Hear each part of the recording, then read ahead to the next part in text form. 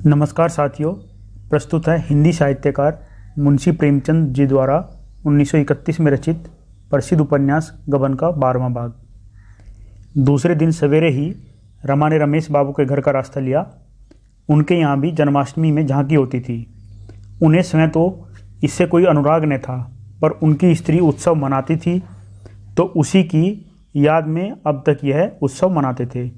रमा को देखकर बोले, आओ जी, रात क्यों नहीं आए? मगर यहाँ गरीबों के घर क्यों आते? सेठ जी की झांकी कैसे छोड़ देते? खूब बाहर रही होगी। रमानाथ, आपकी सी सजावट तो न थी, पर हाँ पिछली साल से अच्छी थी। कई कत्थक और वेश्याएं भी आई हुई थी। मैं तो चला आया था, मगर सुना रात भर गाना होता रहा। रमेश, सेठ जी ने तो वचन दिया था कि वेश्याएं न आने पाएंगी। फिर क्या किया? इन मूर्खों के हाथों हिंदू धर्म का सर्वनाश हो जाएगा। एक तो वेश्याओं का नाम यूं ही बुरा है, उस पर ठाकुर द्वारे में छी छी, न जाने इन गधों को कब अकल आएगी। रमानाथ, वेश्याएं न हो तो झांके देखने जाए ही कौन? सभी तो आपकी तरह योगी और तपस्वी नहीं हैं। रमेश, मेरा बस चले तो मैं कानून से यह दुराचार बंद कर दूं। खैर, फुर्सत में हो तो आओ, एक आदाबाजी हो जाए। रमानाथ, और आया किस लिए हूँ? मगर आज आपको मेरे साथ जरा सर्राफ तक चलना पड़ेगा। यों कई बड़ी बड़ी कोठियों से मेरा परिचय है, मगर आपके रहने से कुछ और ही बात होगी। रमेश, चलने को चला चलूँगा, मगर इस विषय में मैं बिल्कुल कोरा हूँ। न कोई चीज़ बनवाई न खरीदी, तुम्हें क्या कुछ लेना है? रमानाथ, लेना देना क्या है, जरा भाव ताव देखूँगा। रमेश, मालूम होता है घर से फटकार पड़ी है। रमानाथ जी, बिल्कुल नहीं। वह तो जेवरों का नाम तक नहीं लेती। मैं कभी पूछता भी हूँ तो मना करती है, लेकिन अपना कर्तव्य भी तो है कुछ। जब से गहने चोरी चले हैं, एक भी चीज़ नहीं बनी। रमेश, मालूम होता है कमाने का ढंग आ गया। क्यों न हो, कायस्थ के बच्चे हो, कितने रुपये जोड़ दिए? रमानाथ, रुपये किसके पास है, वादे पर लूँगा। रमेश, इस चक्कर में न पड़ो। जब तक रुपये हाथ में न हो, बाजार की तरफ जाओ ही मत। गहनों से तो बुढ़े नई बीवियों का दिल खुश किया करते हैं। उन बेचारों के पास गहनों के सिवा होता ही क्या है? जवानों के लिए और बहुत से टोटके हैं। यों मैं चाहूँ 2-4 हज़ार का माल दिलवा सकता हूँ, मगर भाई कर्ज की लत बुरी होती है। रमानाथ, मैं 2-3 महीनों में सब रुपये चुका दूंगा। अगर मुझे इसका विश्वास न होता तो मैं जिक्र ही न करता। रमेश, तो 2-3 महीने और सब्र क्यों नहीं कर जाते? कर्ज से बड़ा पाप दूसरा नहीं होता। न इससे बड़ी विपत्ति दूसरी है, जहां एक बार धड़का खुला कि तुम आए दिन सर्राफ की दुकान पर खड़े नजर आओगे। बुरा न मानना, मैं जानता हूं तुम्हारी आमदनी अच्छी है, पर भविष्य के भरोसे पर और चाहे जो काम करो, लेकिन कर्ज कभी मत लो। गहनों का मर्ज न जाने इस दरिद्र देश में कैसे फैल गया। जिन लोगों के भोजन का ठिकाना नहीं है, वे भी गहनों के पीछे प्राण देते हैं। हर साल अरबों रुपये केवल सोना चांदी खरीदने में व्यय हो जाते हैं। संसार के और किसी देश में इन धातुओं की इतनी खपत नहीं है, तो बात क्या है? उन्नत देशों में धन व्यापार में लगता है, जिससे लोगों की परवरिश होती है और धन बढ़ता है। यहाँ धन श्रृंगार में खर्च होता है। उसमें उन्नति और उपकार की जो दो महान शक्तियाँ हैं, उन दोनों का ही अंत हो जाता है। बस यही समझ लो कि जिस देश के लोग जितने ही मूर्ख होंगे, वहाँ जेवरों का प्रचार भी उतना ही अधिक होगा। यहाँ तो खैर नाक कान छिदाकर ही रह जाते हैं, मगर कई ऐसे देश भी है जहाँ होठ छेदकर लोग गहने पहनते हैं। रमा ने कौतूहल से कहा, याद नहीं आता, पर शायद अफ्रीका में हो। हमें यह सुनकर अचंभा होता है, लेकिन अन्य देश वालों के लिए नाक कान का छिदना कुछ कम अचंभे की बात न होगी। बुरा मर्ज है, बहुत ही बुरा। वह धन जो भोजन में खर्च होना चाहिए, बाल बच्चों का पेट काटकर गहनों की भेंट कर दिया जाता है। बच्चों को दूध न मिले न सही, घी की गंध उनकी नाक में न पहुँचे न सही, मेवों और फलों के दर्शन उन्हें न हो, कोई परवाह नहीं। पर देवी जी गहने जरूर पहनेंगी और स्वामी जी गहने जरूर बनवाएंगे। 10-10, 20-20 रुपये पाने वाले क्लर्कों को देखता हूँ, जो सड़ी हुई कोठरियों में पशुओं की भांति जीवन काटते हैं, जिन्हें सवेरे का जलपान तक मैसर नहीं होता। उन पर भी गहनों की सनक सवार रहती है। इस प्रथा से हमारा सर्वनाश होता जा रहा है।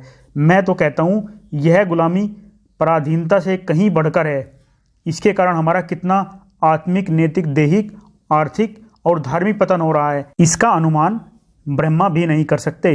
रमानाथ, मैं तो समझता हूँ ऐसा कोई देश है ही नहीं जहाँ स्त्रियाँ गहने न पहनती हों। क्या यूरोप में गहनों का रिवाज नहीं है?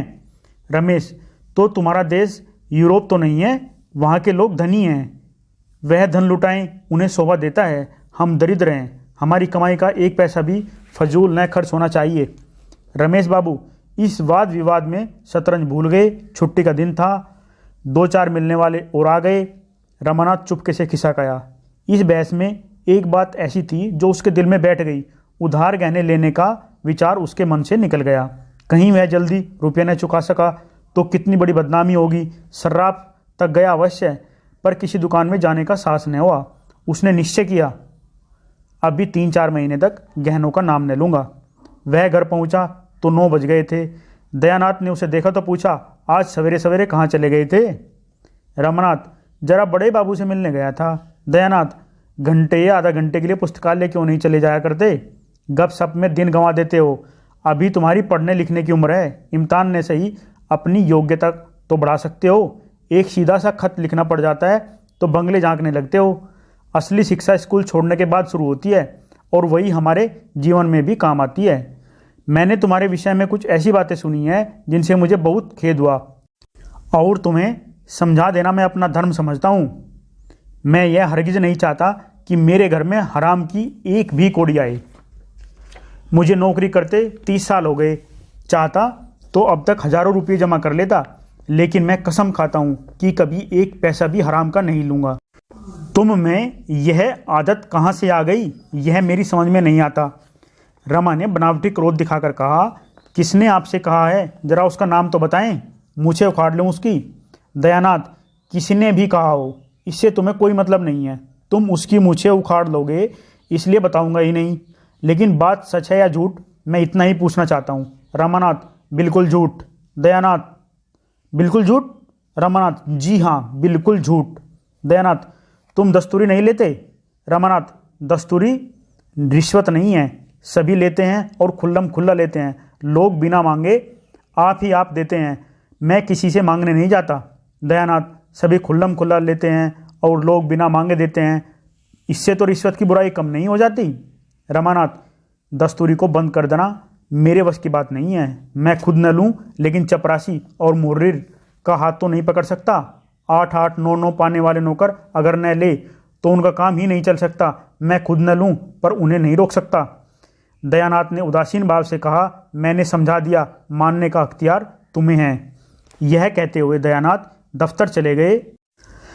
रमा के मन में आया, साफ कह दें, आपने निष्प्रह बनकर क्या कर लिया?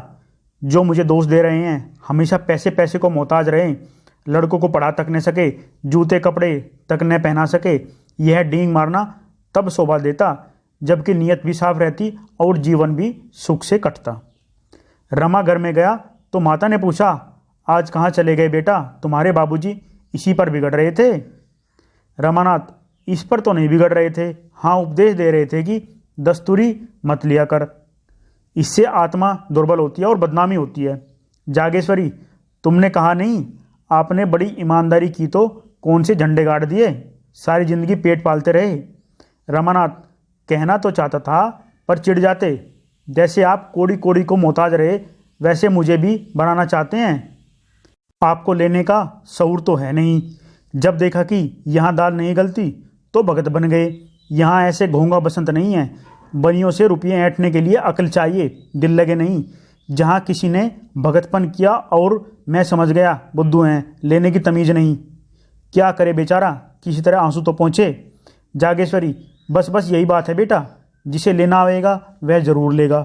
इन्हें तो बस घर में कानून बघारना आता है और किसी के सामने बात तो मुँह से निकलती नहीं। रुपये निकाल लेना तो मुश्किल है। रमा दफ्तर जाते समय ऊपर कपड़े पहनने गया तो जालपा ने उसे 3 लिफाफे डाक में छोड़ने के लिए दिए। इस वक्त उसने लिफाफे जेब में डाल लिए, लेकिन रास्ते में उन्हें खोलकर चिट्ठियाँ पढ़ने लगा। चिट्ठियाँ क्या थी? विपत्ति और वेदना का करुण रूप था जो उसने अपनी तीनों सहेलियों को सुनाया था। तीनों का विषय एक ही था, लेकिन भाव का अंतर था। जिंदगी पहाड़ हो गई है, न रात को नींद आती न दिन को आराम।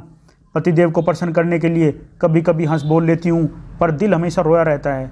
न किसी के घर जाती हूँ, न किसी को मुंह दिखाती हूँ। ऐसा जान पड़ता है यह शौक मेरी जान लेकर ही रहेगा।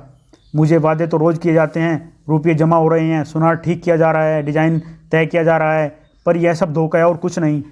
रमा ने तीनों चिट्ठियाँ जेब में रख ली। डाक खाना सामने से निकल गया, पर उसने उन्हें छोड़ा नहीं। यह अभी तक यही समझती है कि मैं इसे धोखा दे रहा हूँ। क्या करूँ, कैसे विश्वास दिलाऊँ? अगर अपना वश होता तो मैं इसी वक्त आभूषणों के टोकरे भर भर कर जालपा के सामने रख देता। उसे किसी बड़े सर्राफ की दुकान पर ले जाकर कहता, तुम्हें जो जो चीज़ें लेनी हो ले लो। कितनी अपार वेदना है जिसने विश्वास का भी अपहरण कर लिया है। उसको आज उस चोट का सच्चा अनुभव हुआ जो उसने झूठी मर्यादा की रक्षा में पहुंचाई थी। अगर वह जानता उस अभिनय का यह फल होगा तो कदाचित अपनी डींगों का पर्दा खोल देता। क्या ऐसी दशा में भी जब जालपा इस शोक ताप में फूंकी जा रही है, रमा को कर्ज लेने में संकोच करने की जगह थी? उसका हृदय कातर हो उठा। उसने पहली बार सच्चे हृदय से ईश्वर से याचना की, भगवान मुझे चाहे दंड दे देना, पर मेरी जालपा को मुझसे मत छीनना। इससे पहले मेरे प्राण हर लेना। उसके रोम रोम में आत्मध्वनि से निकलने लगी, ईश्वर ईश्वर मेरी दीन दशा पर दया करो। लेकिन इसके साथ ही उसे जालपा पर क्रोध भी आ रहा था। जालपा ने क्यों मुझसे यह बात नहीं की? मुझसे क्यों पर्दा रखा और मुझे पर्दा रखकर अपनी सहेलियों से यह दुखड़ा रोया? बरामदे में माल तोला जा रहा था, मेज पर रुपये पैसे रखे जा रहे थे और रमा चिंता में डूबा बैठा हुआ था। किससे सलाह ले? उसने विवाह ही क्यों किया? सारा दोष उसका अपना है। जब वह घर की दशा जानता था तो क्यों उसने विवाह करने से इनकार नहीं कर दिया? आज उसका मन काम में नहीं लगता था, समय से पहले ही उठकर चला गया। जालपा ने उसे देखते ही पूछा, मेरी चिट्ठियाँ छोड़ तो नहीं दी? रमा ने बहाना किया, अरे इनकी याद तो ही नहीं रही, जेब में पड़ी रही। जालपा, यह बहुत अच्छा हुआ, लाओ मुझे दे दो, अब मैं भेजूंगी। रमानाथ, क्यों, कल भेज दूंगा? जालपा, नहीं, मुझे भेजना ही नहीं। कुछ ऐसी बातें लिख गई जो मुझे न लिखनी चाहिए थी। अगर तुमने छोड़ दी होती तो मुझे दुख होता। मैंने तुम्हारी निंदा की थी। यह कहकर वह मुस्कुराई। रमानाथ, जो बुरा है, दगाबाज है, धूर्त है, उसकी निंदा ही होनी चाहिए। जालपा ने व्यग्र होकर पूछा, तुमने चिट्ठियाँ पढ़ ली क्या? रमा ने निसंकोच भाव से कहा, हाँ, यह कोई अक्षम्य अपराध है। जालपा कातर स्वर में बोली, तब तो तुम मुझसे बहुत नाराज होंगे। आंसुओं के आवेग से जालपा की आवाज़ रुक गई। उसका सिर झुक गया और झुकी हुई आंखों से आंसुओं की बूंदें आंचल पर गिरने लगी। एक क्षण में उसने सवर को संभाल कर कहा, मुझसे बड़ा भारी अपराध हुआ है, जो चाहे सजा दो, पर मुझसे अप्रसन्न मत हो। ईश्वर जानते हैं तुम्हारे जाने के बाद मुझे कितना दुख हुआ। मेरी कलम से न जाने कैसे ऐसी बातें निकल गई। जालपा जानती थी कि रमा को आभूषणों की चिंता मुझसे कम नहीं है, लेकिन मित्रों से अपनी व्यथा कहते समय हम बहुधा अपना दुख बढ़ाकर कहते हैं। जो बातें पर्दे की समझी जाती हैं उनकी चर्चा करने से एक तरह का अपनापन जाहिर होता है। हमारे मित्र समझते हैं हमसे जरा भी दुराव नहीं रखता और उन्हें हमसे सहानुभूति हो जाती है। अपनापन दिखाने की यह आदत औरतों में कुछ अधिक होती है। रमा जालपा के आंसू पोंछते हुए बोला, मैं तुमसे अप्रसन्न नहीं हूँ प्रिय। अप्रसन्न होने की तो कोई बात ही नहीं। आशा का विलंब ही दुराशा है। क्या मैं इतना नहीं जानता? अगर तुमने मुझे मना न कर दिया होता तो अब तक मैंने किसी न किसी तरह दो एक चीज़ें अवश्य ही बनवा दी होती। मुझसे भूल यही हुई कि तुमसे सलाह ली। यह तो वैसा ही है जैसे मेहमान को पूछ पूछ कर भोजन दिया जाता है। उस वक्त मुझे यह ध्यान न रहा कि संकोच में आदमी इच्छा होने पर भी नहीं नहीं करता है। ईश्वर ने चाहा तो तुम्हें बहुत दिनों तक इंतजार न करना पड़ेगा। जालपा ने संचित नज़रों से देखकर कहा, तो क्या उधार लाओगे? रमानाथ, हाँ, उधार लाने में कोई हर्ज नहीं है। जब सूद नहीं देना है तो जैसे नगद वैसे उधार। ऋण से दुनिया का काम चलता है, कौन ऋण नहीं लेता। कर्ज सिर पर सवार रहेगा तो उसकी चिंता हाथ रोके रहेगी।